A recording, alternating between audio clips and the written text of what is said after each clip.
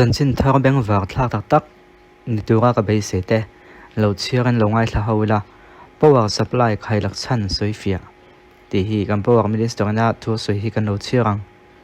ZPM chuan voice ni khat July sang ni da sum ni pali chun khan an office a chungin common manga thu soi tu power and electricity minister f ding den chuan tun lai power supply khailak fo chan na soifia power minister chuan tun lai yam power supply khailak fo thina hei distribution loss ti tlem nan hrui te zok te hrui liana kan thlak mek wangani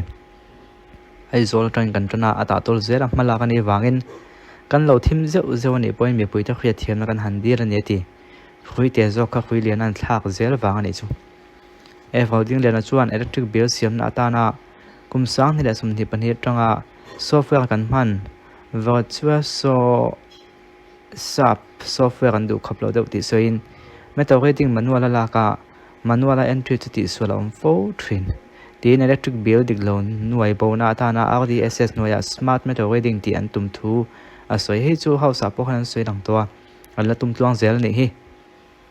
a department changdang printing and stationery department chungchang soin everything den chuan school no pang zirlai bo subject somli pangatan copy nuai li singko sa rok somthum kan chuwa sem chu man vekani chut bel me kania a kom hi tuam khan ngai lawa laminate vekania a chung paper thlengin delia so ka school tenen dang lam na omlo ne kan tia a kha mi chuna ton te thovio mai kan thim phone na than kha he an kon soi fia mi puite khan kan po mem tha kan tiem a khui te zo kan man kha khui den zo ka an thak zel wa kan ti kha nia a thovio we meng wa thak via we a to ta hianin enge kan siang di chun MNF sign logo kon langkul maya MDC by election MNF an chakta ne lai Autonomous District Council chan ma bi ra mai rak zon nan ne zo ta ka vote la de chu voin ve khan chi ania MNF candidate sila som zualan ne na changin MDC ta na than tlin ni ta ni MDC by election hin candidate pathum MNF ZPM la BJP ten oma Congress party hianin candidate an khriam an siam khan palawa MNF candidate an thlopa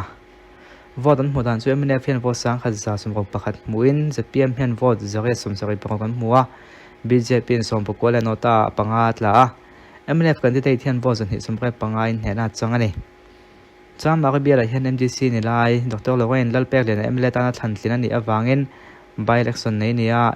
LDC hian MNF le Congress MDC te tang ko pin so ka nan siam me kani ani mo MNF le Congress tang kop chu nen hak deu ni hi khina ha ka han chira MNF suita ka chuanin puzoga ma hian pathian hi engkim magan engkim ani tlat tu ani ti a thu soi hi kan han chia velenge voin kha mi zon hamruna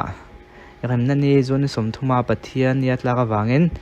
lom na hun manani ya he hun a hin mena president zo kam thanga chon thu cha soin pathian la kan ram ta na ti tu te hian he nam le ram ro puina le a engkim hi pathian ro puinan man kan tu mani pathian hi engkim ma kan engkim ani tlat tu ani ti ya ram ma chuan han ti te ngot pura ma chuan ram nani ya hian ramna hian indiam IO in Union Home Secretary RD Pradans in assigna zoram mi pui IO Chief Secretary pulal khaman assigna ram noi le ram chunga MNF te IO in pulal degan assign buka he ramna hian tu ma agal bang big omlovin kan zawain kan tela ahum him po kan zawai mo phorna ni ti ramna nei tu ka kil tena tonga palai local ko khan mi zolai pol mi khon than ngai ten in ram thena ang kan pomang ti in ram nan du zian sui thuina in ram na ka konga thil tam taka thlenga Bangladesh hial te po apiang ani house na tam takan to khatuna ram na tu ka pathian ram ko dalo ne zela ni he ram na hi India emo mizo me puitu to sama ni lawa kan pom tlan thei tu ka duana ni ani in sign hanani ati nia mi pakhat sai tu sama ni lawa kan zawai kan pom tlan thei na tu kan ti na ani chu Central BJP ne taka an han so ka lai khan jamwen khasmo tong chang zian chu India dam puya tang in we kai an nia state dang te chu kan tik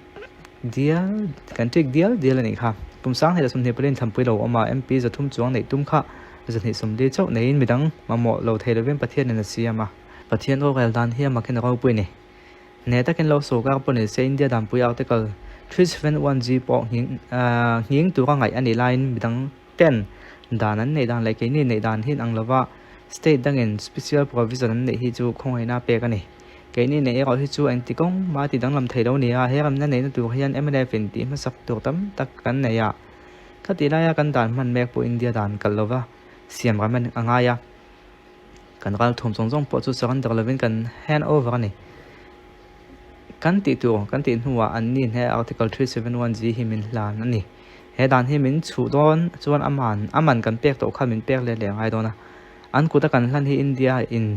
pek le tu kan nei tame em a chumi min pek le te ho thil chi ti chi ni rawang ati boka atop pa kan thleng ta kan rem na nge le lomum zia kha chunga aman kan pek to min pe le dona ni chuan Supreme Court an zul ko nga zu kan zul ko nga la nga yang Supreme Court and International Court of Justice ngai to se thiam min chan tiang nge yang chu tian thil chu Central Soka hi ang dim hula poding se an ron ti aram lo ni hei hi khre in kan ran that na le nge na te hi kan khre chian la zura tu la ni in zo kam thang chu soi ne ti soi that da bio kham mai tro chuaning lai hian beng te war do mai kam huwa hei kan siak le nga kan du to no ne tuilian awang na sama mi sum li palian thi to wa khuwa zong som sori pakhat tuilian na te buai tun ko sur me ken tuilian a thena wang hena sama chom mi sum li palian thi to wa khuwa hi zong som sori pakhat vel chu tuilian hena te buaya mi ring lo ni sing of sang ni vel chu tuilian the pui on thok le lei min hena te buai me ka ni voin thotan ni ham Prime Minister Narendra Modi chon Assam Chief Minister Himatan Biswa Sarma chu telephone a biain tuilan dan din mun te zota Central Soka chu trompui tu kanen hong rang thu a khil chola va wa sur wang hian Assam chu district